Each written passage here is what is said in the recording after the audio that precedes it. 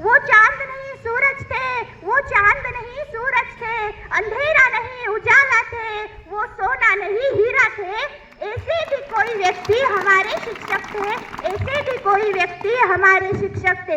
असो त्यांची जर आठवण काढत गेला तर आपल्याला दिवस कमी पडायचा. तर विषयाकडे वळू. सोळंके सर यांची मुलगी पण सध्या उपस्थित आहे.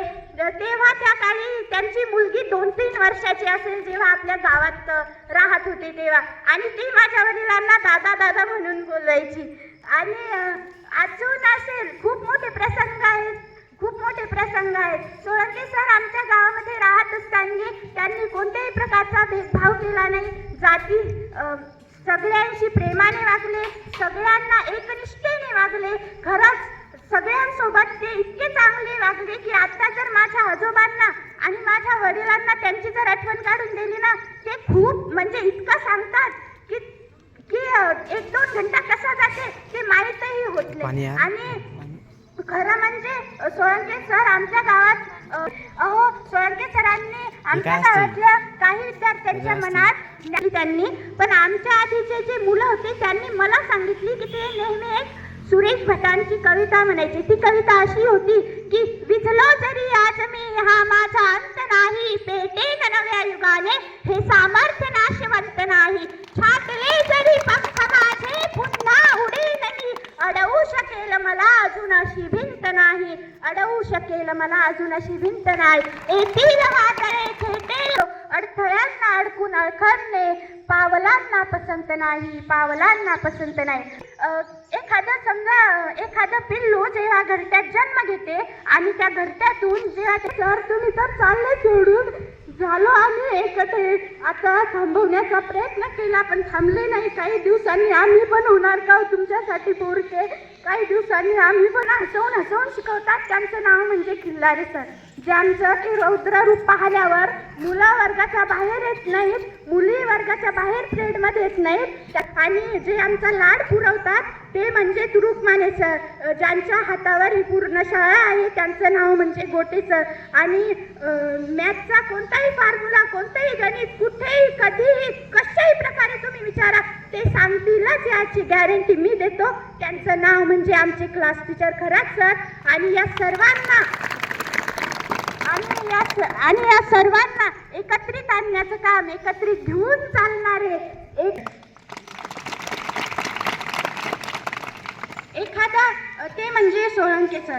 आणि एखाद्या डॉक्टरांना वाटते की माणसं बिमार पडले पाहिजे तेव्हा त्याचा धंदा चालेल, तेव्हा आपले पैसे वाढतील.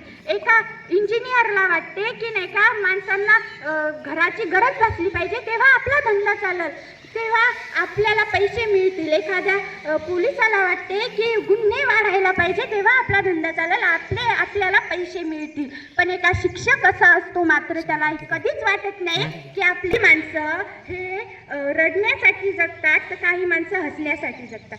काही माणसं तर अशी आहेत की झाडं तोडून त्याचा कागद बनवून त्याच्यावर लिहितील झाडे वाचवा झाडे लावा. वाव.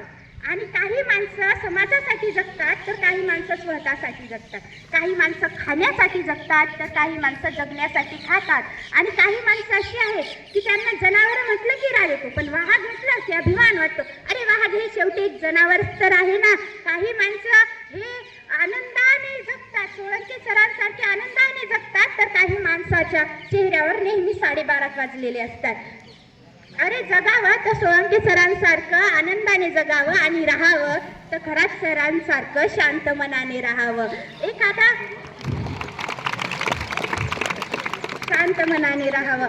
आणि आजचा हा शेवटचा दिवस सोळंके सरांची आपली भेट होण्यासाठी. आजचा हा दिवस आम्ही नाही विसरू शकणार, मुळीच नाही विसरू शकणार. ज्या प्रकारे आज तुमचा निरोप होणार आहे, आम्ही सुद्धा या शाळेमध्ये जास्त वेळ नाही राहणार, आमचा सुद्धा निरोप काही दिवसांनी होईलच.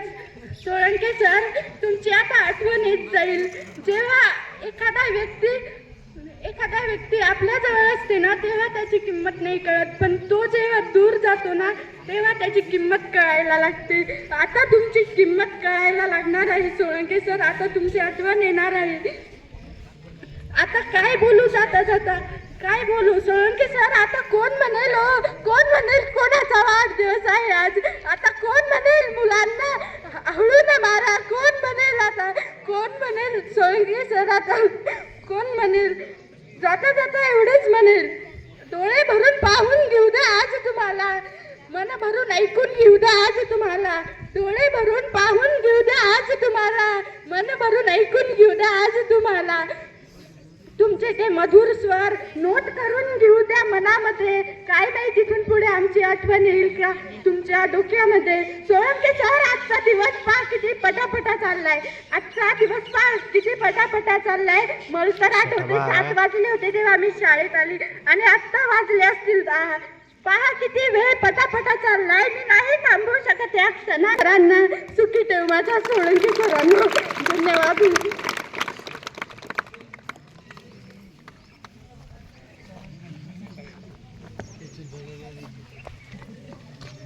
बघा, हा क्षण वैष्णवीनं खरोखर एक जसा तिनं आपल्यासमोर अगदी क्षण होते, अविस्मरणीय क्षण होते, त्यासमोर मांडले. आणि खरोखरच सोळंके सर इथं राहत होते त्यावेळेच्या ज्या काही आठवणी आहेत त्या सुद्धा तिनं अतिशय चांगल्या पद्धतीनं आपल्यासमोर मांडल्या. त्या सरांपर्यंत पोहोचत आहेत.